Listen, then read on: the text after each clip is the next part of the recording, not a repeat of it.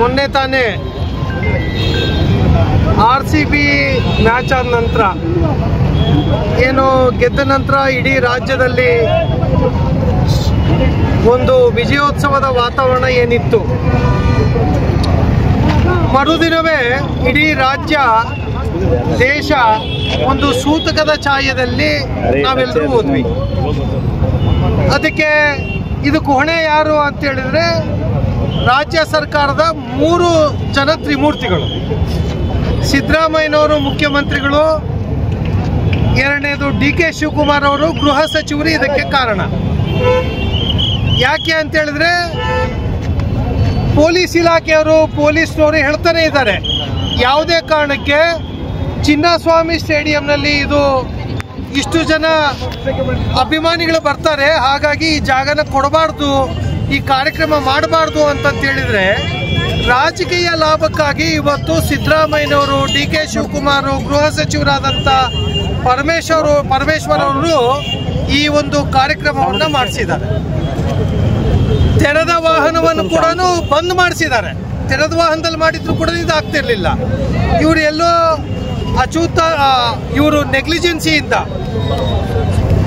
ವಿಧಾನಸೌಧದಲ್ಲಿ ರಾಜಕೀಯ ಕಿಮಿಕ್ ಮಾಡೋದಕ್ಕೆ ಹೋಗಿ ಇವರು ಇಡೀ 11 ಜನರನ್ನ, ಕರ್ನಾಟಕದ ಜನರನ್ನ ಬಲಿ ತಗೊಳ್ಳಂತ ಸ್ಥಿತಿಯನ್ನ ನಿರ್ಮಾಣ ಮಾಡಿದ್ದಾರೆ. ಇದು ಕೊನೆ ಯಾರು ಅಂತ ಹೇಳಿದ್ರೆ ಸಿದ್ದರಾಮಯ್ಯನವರೇ.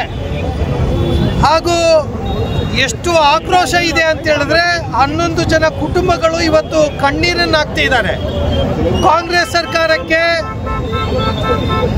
ಸರ್ಕಾರಕ್ಕೆ ಈ ಶಾಪ ತಡದೆ ಹೋಗಲ್ಲ.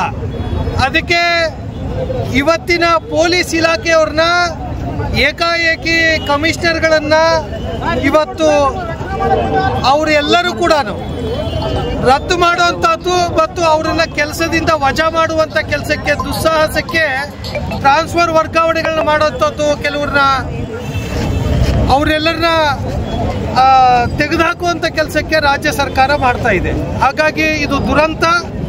ನೀವು ಎತ್ತಿಗೆ ಜ್ವರ ಬಂದ್ರೆ ಎಮ್ಮೆಗೆ ಬರೆ ಹೇಳಿದ್ರಂತೆ, ಈಗ ಬಂದಿರೋಂಥದ್ದು ಎತ್ತಿಗೆ ಜ್ವರ, ಆದರೆ ಎಮ್ಮೆಗೆ ಬರೆ ಎಳೆಯೋದಕ್ಕೆ ಸಿದ್ದರಾಮಯ್ಯ ಕಾಂಗ್ರೆಸ್ ಸರ್ಕಾರ ಶುರು ಮಾಡಿದೆ. ಹಾಗಾಗಿ ಇಂಥ ಸರ್ಕಾರ ಲಜ್ಜೆಗೆಟ್ಟ ಸರ್ಕಾರ, ಒಂದು ನೀತಿ ನಿಯಮ ಇಲ್ಲದಂಥ ಸರ್ಕಾರ, ಜನರ ಮೇಲೆ ಅಗೌರವ ಇರುವಂಥ ಸರ್ಕಾರ, ವ್ಯವಸ್ಥೆಗಳನ್ನ ಮಾಡೋದ್ರಲ್ಲಿ ಫೇಲ್ಯೂರ್ ಆಗಿರುವಂಥ ಸರ್ಕಾರ. ಹಾಗಾಗಿ ಇಂಥ ಸರ್ಕಾರಕ್ಕೆ ನಿಮಗೆ ನಾಚಿಕೆ, ಮಾನ, ಮರ್ಯಾದೆ ಅನ್ನೋದು ಇಲ್ಲ. ಅದಕ್ಕೆ ತಕ್ಷಣ 3 ಜನ ರಾಜೀನಾಮೆ ಕೊಡಬೇಕು. ನೀವು ಅಧಿಕಾರಿಗಳನ್ನೆಲ್ಲ ವರ್ಗಾವಣೆ ಮಾಡೋದು, ಅಧಿಕಾರಿಗಳನ್ನೆಲ್ಲ ಕೆಲಸದಿಂದ ತೆಗೆದುಹಾಕೋದು, ನೀವು ತೆಗೆದುಹಾಕ್ಬೇಕಾದ್ರೆ ನಿಮ್ಮ ಸ್ಥಾನಕ್ಕೆ ರಾಜೀನಾಮೆ ಕೊಡಬೇಕು ಅಂತೇಳಿ ಬಳ್ಳಾರಿಯ ಭಾರತೀಯ ಜನತಾ ಪಾರ್ಟಿಯ ಜಿಲ್ಲಾ ಕೇಂದ್ರದಲ್ಲಿ ಇವತ್ತು ನಾವು ಪ್ರತಿಭಟನೆಯನ್ನು ಹಮ್ಮಿಕೊಂಡಿದ್ದೀವಿ.